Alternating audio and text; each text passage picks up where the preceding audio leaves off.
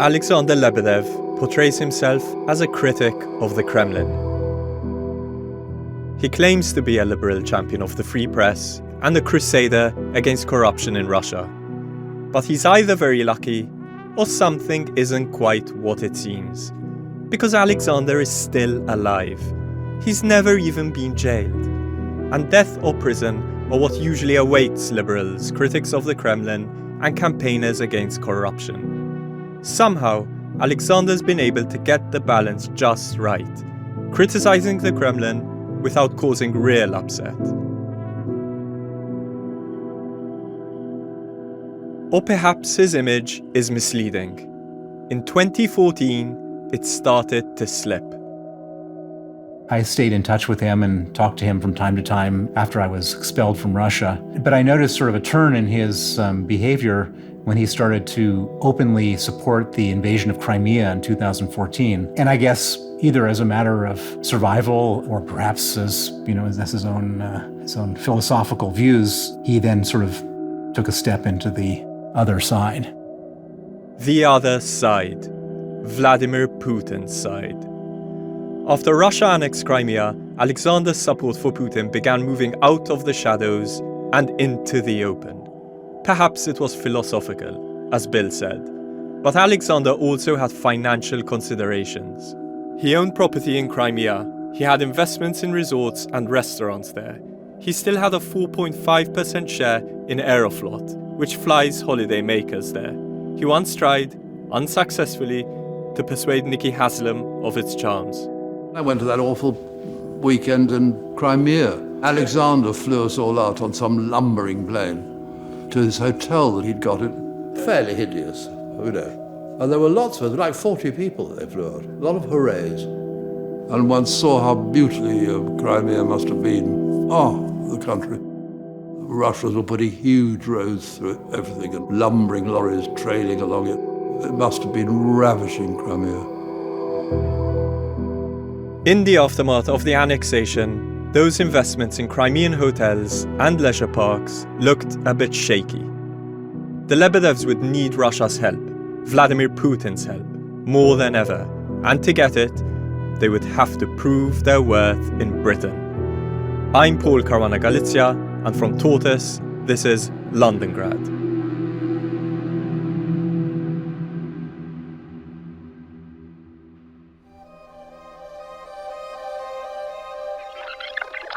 Groups of pro-Russia troops surrounding Ukrainian bases, ordering their forces off of them so they can occupy them. America is officially calling a Russian invasion of Ukraine. Russian troops spreading out throughout the strategic Crimean Peninsula. The annexation of Crimea was engineered by a man called Vladislav Surkov, who worked in President Putin's office. The international warning to Russia to end its invasion is being ignored. Just 2 weeks after the invasion, Alexander emailed him with an idea. What if a group of public figures, people like Alexander, wrote an open letter comparing the annexation of Crimea to the referendum on Scottish independence?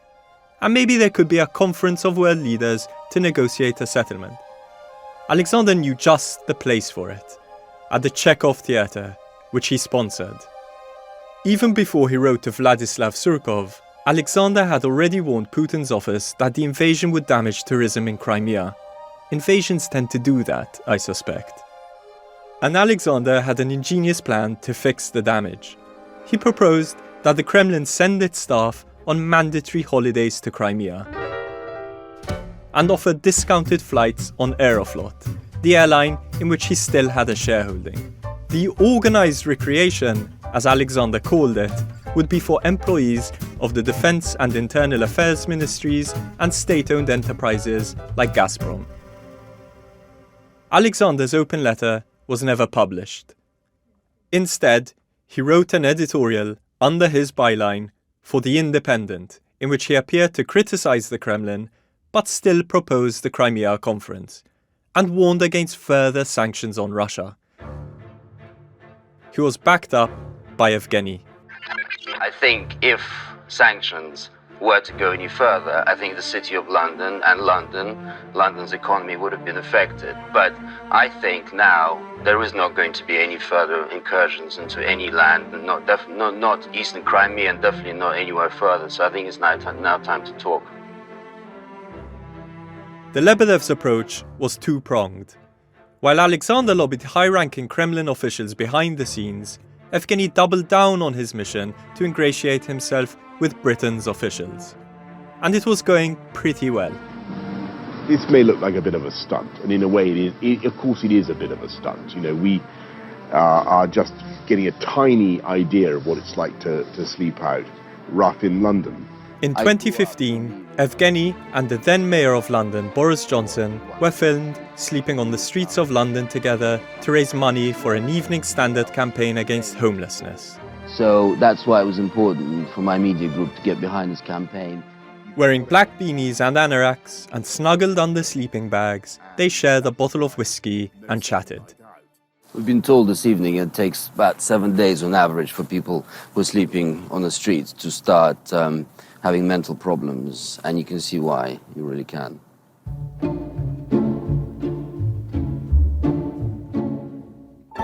This hadn't come out of the blue. Remember the lunches in the last episode? The ones Boris Johnson and Evgeny started to have after they met at a charity do? Well, they continued. And remember Boris Johnson's trip to the Lebedev's villa in Umbria? Those trips had become annual events. Boris Johnson went to Italy every October until 2016. And when he wasn't in Italy with Evgeny, he was often at one of Evgeny's increasingly opulent London parties. I mean, nobody I know had done that kind of gathering of famous people for 20 years, or, you know, not since Salons and not since sort of Diana Cooper or Cecil Beaton, although it had that many famous people in one room. Nicky would know he's a natural socialite. So would the man who described himself to me as a professional social climber, Nimrod Kramer. This is the peak. When you live in London, there's nowhere higher to reach than being in Lebedev's parties. Nimrod's a writer from Israel. He moved to London about a decade ago and was starstruck by its world of members' clubs, exclusive events and social codes. He made it his mission to break in. And one of the first events I happened to snuck into, that's my hobby, sneaking into parties, was the Evening Standard Theatre Awards. I chatted to him over a pint of lager at the Grapes pub by the river in Limehouse in East London. I'll show you later. It's for two people. It's really cargo. It's the pub that Evgeny bought with Ian McKellen and McKellen's then partner. I came in somehow mumbling some names on the guest list that I knew were inside of saying I'm there +1. I met so many people inside, from the Vogue editor, Lady Anna Wintour. She was sat with Lebedev. I have a picture from then, 2012 it was. I just walked up and I wondered who was in the front table. It was Lebedev, Anna Wintour. Anna Wintour's son was there, Stephen Fry. And they were all sitting next to this cool 29, 30 years old, I think he was back then. And I took a selfie with him. So from that moment forward, I knew that I have to sneak into each and every party, and I started to understand the calendar of the parties, the Christmas party in London, the summer party. Annually, I always try to get in there. Sometimes Nimrod's attempts worked. Sometimes they didn't. I've spoken to countless people who went to Evgeny's parties and events. People with an invite. But few would agree to be interviewed. I thought that's because they feared being socially ostracized, that they didn't want the invites to dry up. But when I finally found someone prepared to pull back the curtain on being a guest at an Evgeny party, I learned there was a more formal reason. I'll come to that in a few minutes. Okay, well, I'm Matthew Norman. I was a columnist for The Independent and many other newspapers for some 30 years. Matthew first met Evgeny at a dinner in Mayfair and liked him. He said Evgeny was a good listener. I was the kind of person that was like favoured servant status, I think. I mean, I think we got on. I think we were quite fond of each other. But, you know, in sort of Edwardian novels or Agatha Christie novels, the local doctor might be asked to the great house to make up the numbers at bridge. And also, I think great people or people with pretensions to be regarded as great need little people to magnify themselves. So you want a few of them scattered around the room. In 2015, he was invited to Evgeny's Christmas party in a flat on Portland Place, just off Regent Street. So I had a few vodkas at home and turned up. And I'm glad I did, really, because it was like a sort of mescaline-fueled dream. You can't quite believe what you're seeing. So you walked into this hallway and it was almost impossible to move. But everywhere you look, it was like an animatronic Madame Tussauds. Everywhere you look was someone who would be recognised in at least 160 UN sovereign states. So thither was David Cameron, and hither was Ian McKellen and Mick Jagger, and literally too thronged to get through without a cattle prod or a taser. So there was a little room at the side with a bar, which was much needed. So I nipped in there and asked the barman for an octuple vodka on the rocks. And I just take a breath, and I looked around the room, and I think one of the more surreal sights of a highly surreal evening was the sight in the corner on a sofa, so unmoving that she might have been recently embalmed, of Dame Shirley Bassey. And I just thought, this is completely surreal.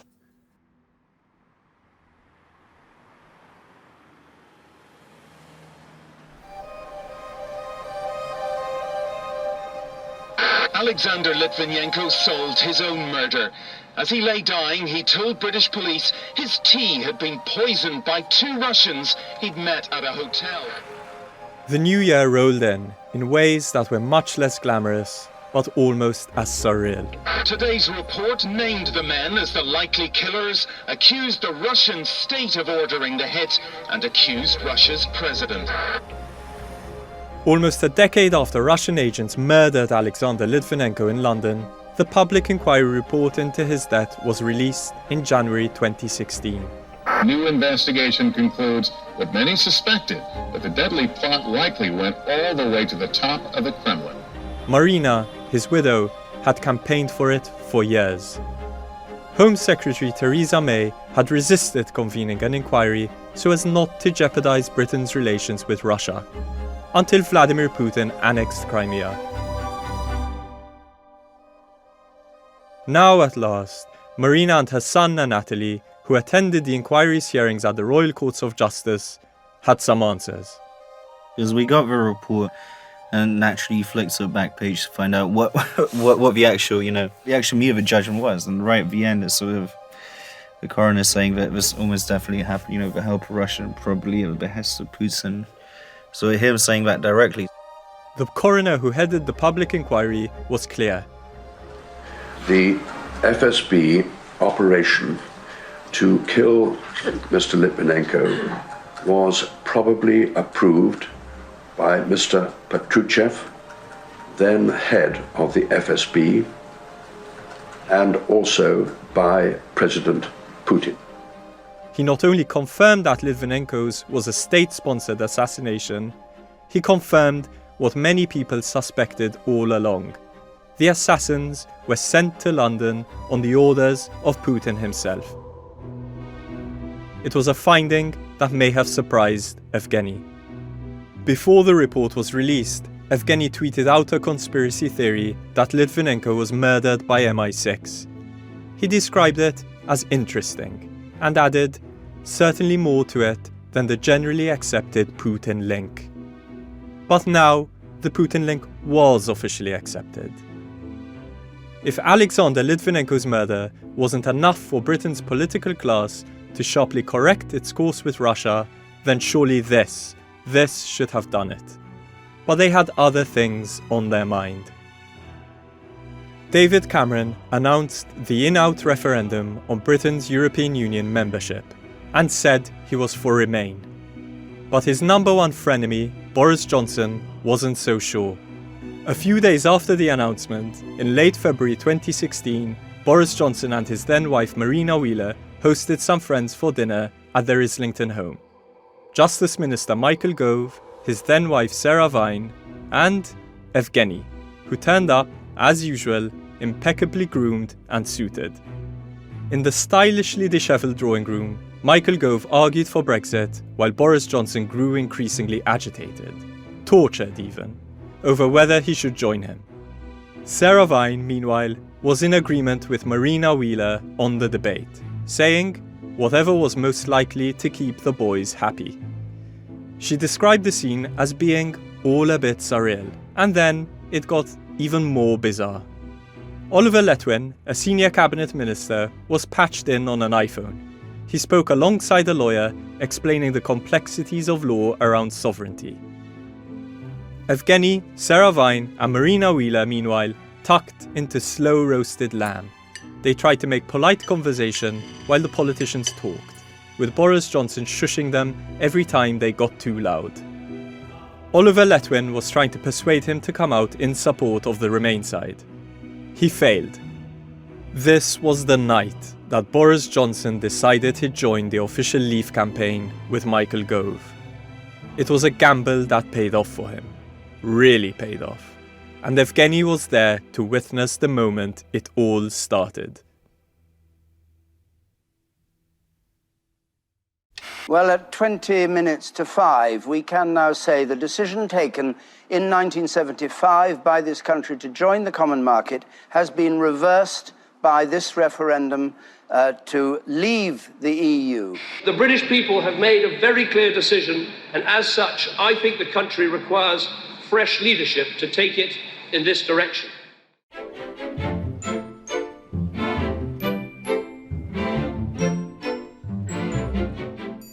For Evgeny, who one former staffer says liked the Brexit crowd, the referendum result provided a reason to party at Stud House. The other one that was particularly memorable was the one that was on the Sunday after the Brexit vote in 16? June of 16. And I had no idea. I thought it was just going to be like a little Sunday lunch. So I turned up pathetically with some desperately cheap, mediocre bottle of wine and then saw that it was this massive marquee in the grounds of Hampton Court. Despite his surprise at the event, Matthew Norman was invited to the party. And for once, so was professional social climber Nimrod Kramer.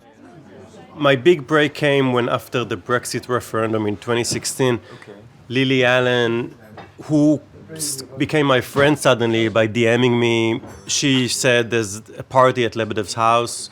She said she could take me with her. We go in really early to this wonderful country house around Richmond, and the only people standing are Nigel Farage, Rupert Murdoch, and Sadiq Khan, and then Lebedev bringing drinks to them. Lebedev brought drinks to them. Yeah, he brought drinks. He was in a home vibe, the way he dressed, as opposed to Nigel Farage, who was over the top with British flag shoes, and Rupert Murdoch like it was a Miami party. So here is the Lily Allen and Sadiq when I came in, and here is me before I spoke to Rupert and Nigel. Lebedev is behind Rupert, they can't see him. Lily Allen was at the time an object of Evgeny's fascination. One of her friends says that Evgeny even suggested they get married. That's why he invited her to Stud House, his bodyguard warning her not to make a scene. You take a quick picture. Went off to the loo, and as I came out, Lily Allen was staggering about, taking pictures and live tweeting. And This is the official Leave party, no? There's no Leave parties. Yeah. No one ever celebrates. Just pretended to do a selfie with Murdoch and Farage, but actually took a video. I've watched the video. You can see Lily Allen grinning in sunglasses, smartly dressed waiters holding trays of champagne flute, a huge flower arrangement, and Rupert Murdoch and Nigel Farage looking like the cats that got the cream. Oh, here there's another. This is me and Ian McKellen in the tent during the lunch. Patrick Stewart. This is a famous person, I can't remember his name.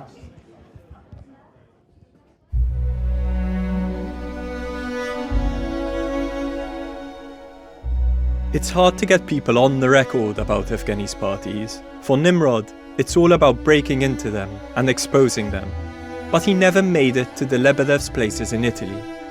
Matthew Norman did, along with a few of the people from Evgeny's private office.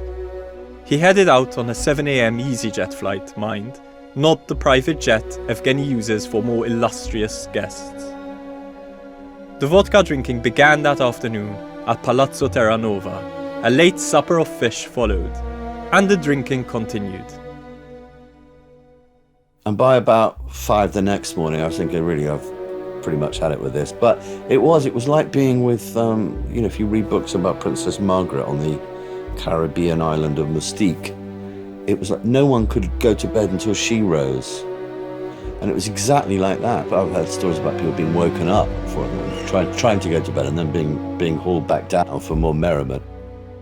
It was fun. I was, but after about 25 hours of being up and a litre and a half of vodka, I kind of had enough of it.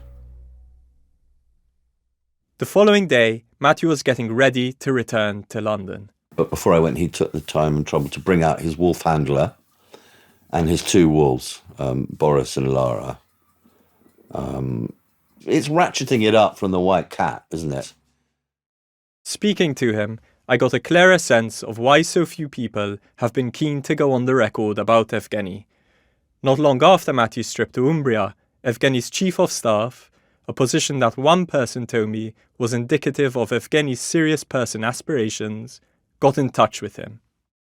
Yeah, well, it came as a bit of a shock to me. This nice Aussie guy, Stuart, emailed me in early winter of 2017 to say that as I'm spending more time in Evgeny's orbit, or whatever he said, perhaps it would be a good idea if I signed one of these agreements. I read it and I thought, this is completely doolally. It's demented. I mean, it seemed to cover pretty much everything that had ever happened in human history. So it would have precluded me ever writing or speaking about not only Evgeny, but anyone who'd ever been on any of his premises, which included the business, in Kensington. So that would have been anyone who worked for the Evening Standard or the Independent or the Daily Mail, which is in the same building, or any of those titles. And then reading on with a mixture of sort of amused horror and sheer disbelief, it appeared to place on me a kind of legal obligation to stop other people saying disparaging things about him. And if I was unable to do that, then I must report this to his representatives. Matthew did not sign. He took me out for lunch a few weeks later. He didn't mention it. At the end, he handed me what he described as a less thermonuclear NDA, and I just put it in a drawer and never looked at it.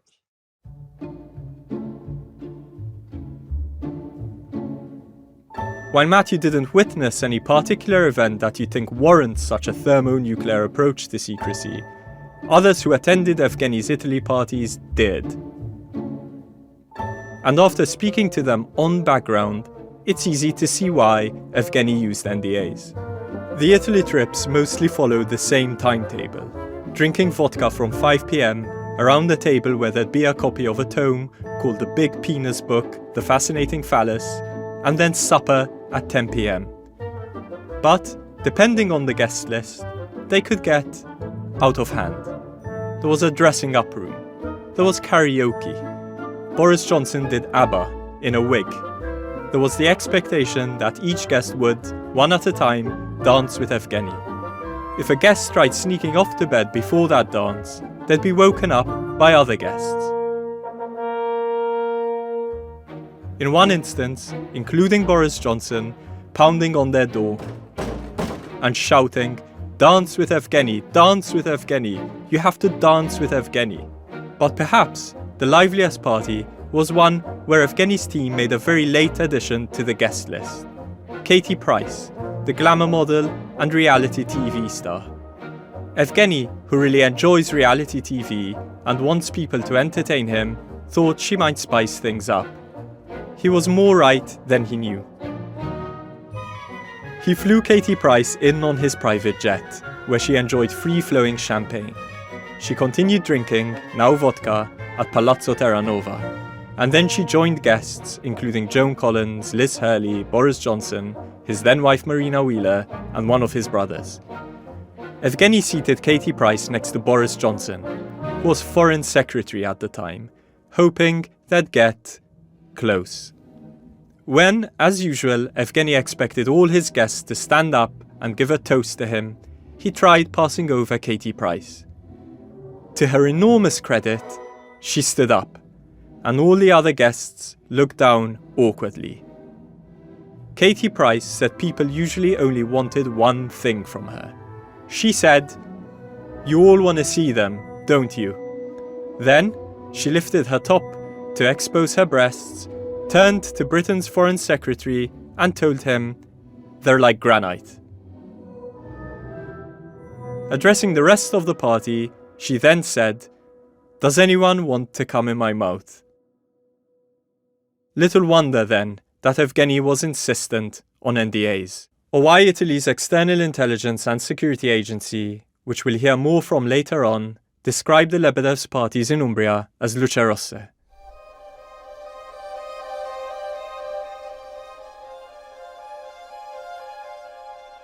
Red light parties are said to have happened both in Italy and London. The persistent rumour is that the Lebedevs used these parties to collect what the Russians call compromat on politicians, material that can be used for blackmail. The allegation is, of course, rubbished by two frequent attendees I spoke to and Evgeny himself. But given everything I've heard over the last couple of months, it seems rash to dismiss that theory out of hand. Even if the palazzo and castle weren't bugged, as some people seem to believe, Evgeny has a ferociously good memory according to multiple sources. And then there's his father. The art of compromat is something KGB officers practiced extensively. Alexander continued the practice when his bank came under investigation by Russia's general prosecutor for fraud. He instructed his security company to tail the prosecutor and then released a sex tape, claiming to show the prosecutor sleeping with two young prostitutes. As it happens, the prosecutor was also investigating Kremlin officials for corruption. And the FSB's director, one Vladimir Putin, wanted them off the case. Alexander met Putin at a flat in Moscow, along with one of the women who featured in the sex tape. Alexander told Putin she was ready to testify against the prosecutor. Soon after, Putin declared on national TV that the sex tape was genuine. The prosecutor was sacked, the fraud investigation into Alexander's bank collapsed, along with the corruption investigations into Putin's Kremlin allies. That was back when relations with Putin were good. When they soured, Alexander himself became the target of a compromat operation. In 2012, a Russian web journal published a secretly recorded video of Alexander in bed with different women, Ukrainian prostitutes, on multiple occasions. He said it was part of an FSB plot to harass him. In the video, as he enjoyed his time with the women, his friend Elton John's classic hits, Candle in the Wind and Goodbye Yellow Brick Road, played in the background.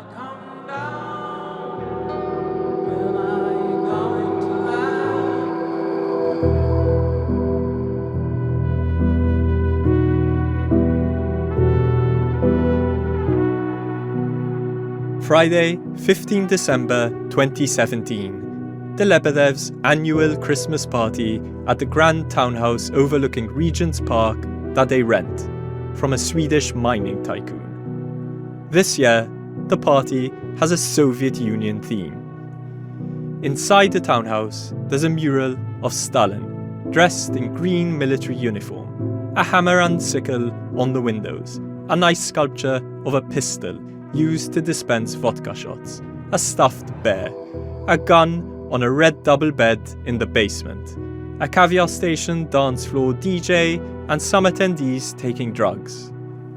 The guest list included Benedict Cumberbatch, Elton John, Rupert Murdoch, and politicians.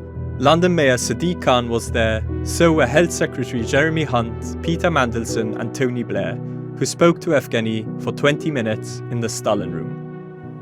Notably absent was Theresa May, now the Prime Minister. May had rebuffed so many of Evgeny's invitations that he turned against her. The turning point was when she refused to meet Evgeny at Stud House for tea. She suggested, instead, that he take the 3/4-hour drive to her constituency in Maidenhead. He declined. It was shortly after this that Evgeny decided who'd be the next Evening Standard editor, George Osborne, who was Chancellor of the Exchequer until Theresa May sacked him.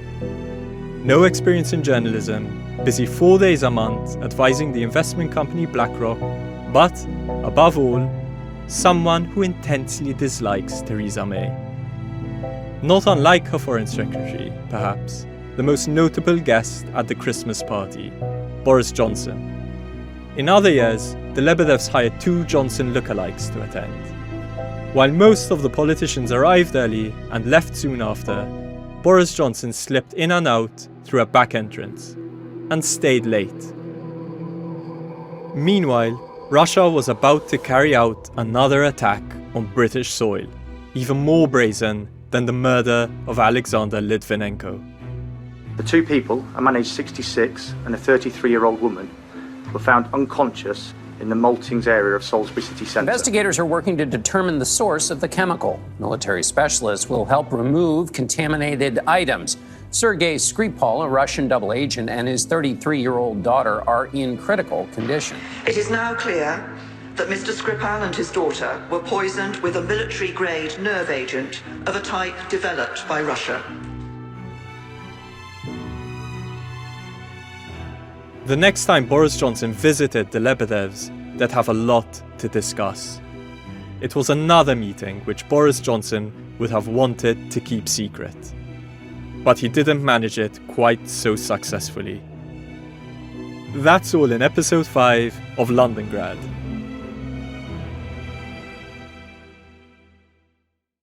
Thank you for listening to Londongrad. This series is reported by me, Paul Caruana Galizia. The producer is Katie Gunning. The sound designers are Carla Patella and Tom Kinsella. The editor is Kerry Thomas.